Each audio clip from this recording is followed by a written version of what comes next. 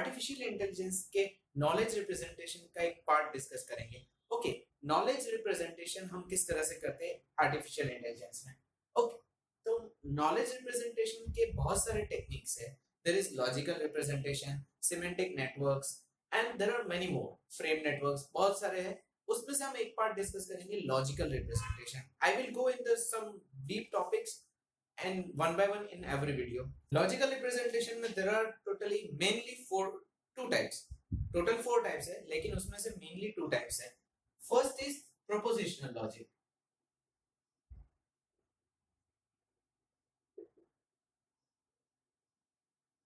And the next one is first order predicate logic.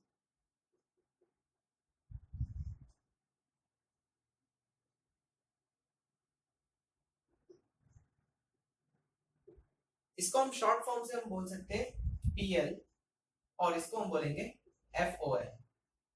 अब यहाँ पे मैं एक कंफ्यूजन आपका दूर कर देता हूँ कि पीएल और FOL, PL means propositional logic and FOL means first order predicate logic. First order predicate logic को हम प्रेडिकेट लॉजिक भी बोल सकते हैं। It is specifically also known as predicate logic. Okay, now first order predicate logic को हम बाद में डिस्कस करेंगे। इस वीडियो में मैं आपको बताऊंगा propositional logic क्या है। So let us discuss propositional logic. Now talking about propositional logic, तो propositional logic actually क्या होता है? तो कोई भी सेंटेंस में बुलियन अलजेब्रा यानी कि सेंटेंशियल कैलकुलस उसको डिफाइन किया जाता है। अब उसको मैं एलाबोरेटली एक्सप्लेन करता हूँ आपको। Now if we are talking about all the roses are red, तो यहाँ पे जो बात आती है कि कोई भी रोज हो वो रेड है, तो यहाँ पे propositional logic काम नहीं करेगा। बिकॉज प्रोपोजिशनल लॉजिक प्रेडिक्ट नहीं कर सकता है, या तो वो ट्रू कहेगा या फिर फॉल्स कहेगा, यानी कि कोई रिलेशन हम आइडेंटिफाई नहीं कर सकते। तो प्रोपोजिशनल लॉजिक में एक्चुअली किस तरह से होता है, there are some words, symbols, उससे हम प्रोपोजिशनल लॉजिक बना सकते हैं किसी भी सेंटेंस का। Now here are the some symbols. Okay, मैं जनरल एग्जांपल्स आपको दिखाऊंगा और सिंबल्स का introduction. So first symbol, first is not, यानी कि किसी भी सेंटेंस में नॉट यूज होता है तो उसमें हम ये सिंबल का यूज करेंगे। अब एक सेंटेंस है, लेट अस सपोज ए, यहाँ पे टेकन फॉर ग्रांटेड अब sentence A and sentence B consider कर लेते हैं। ओके, नाउ नॉट बोला है, तो if we are talking about not A then we will write like this, not A. Now and का यूज किया है, तो ए एंड बी, अगर ऐसा बोला है सेंटेंस में A एंड B, therefore हम इस तरह से लिखेंगे A एंड B। A और B, that means हम इस तरह से लिखेंगे A और B। Now implies, this is the most important, implies that means, implies का मतलब क्या होता है, if A then B, अगर कोई कंडीशन है A then and only B, तो इस तरह के सेंटेंस में हम implies का यूज करेंगे। तो यहाँ पे किस तरह से होगा, A implies B. If A, then B. Okay. Now, if and only if B, ये biconditional statement है। जहां पे भी if and only if आएगा तो वहां पे इस तरह से यूज करेंगे। तो हम किस तरह से लिखेंगे, if and only if।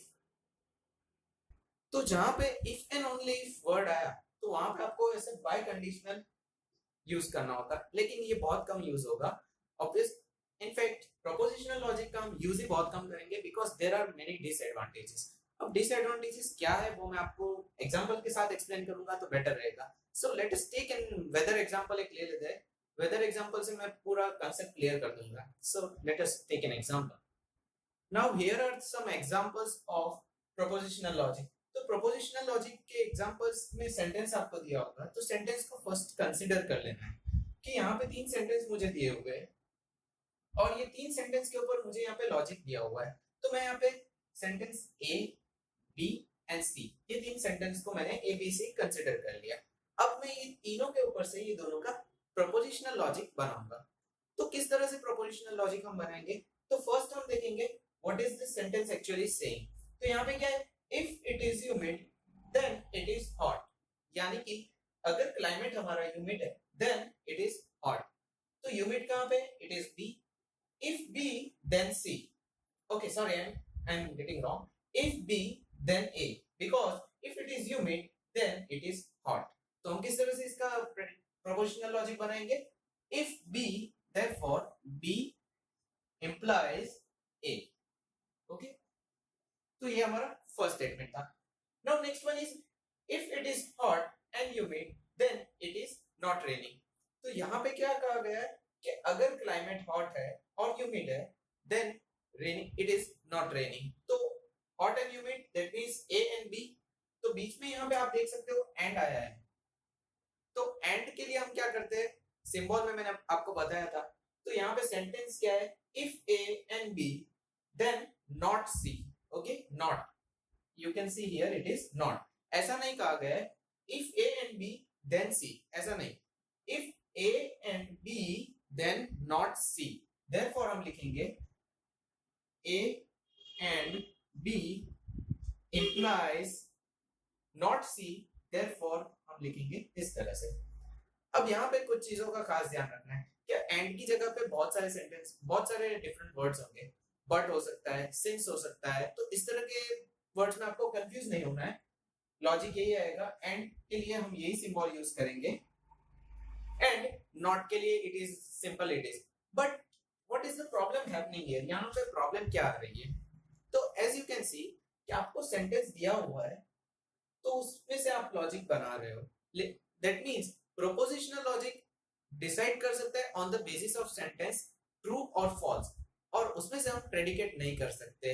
अगर मैं यहाँ पे बात करता हूँ, लेट्स इसके अलावा का एक एग्जांपल ले लेते हैं. Okay, I will say simply for all the triangles have 3 sides. तो यहाँ पे मैं सेंटेंस लिखता हूँ ऑल ट्रायंगल्स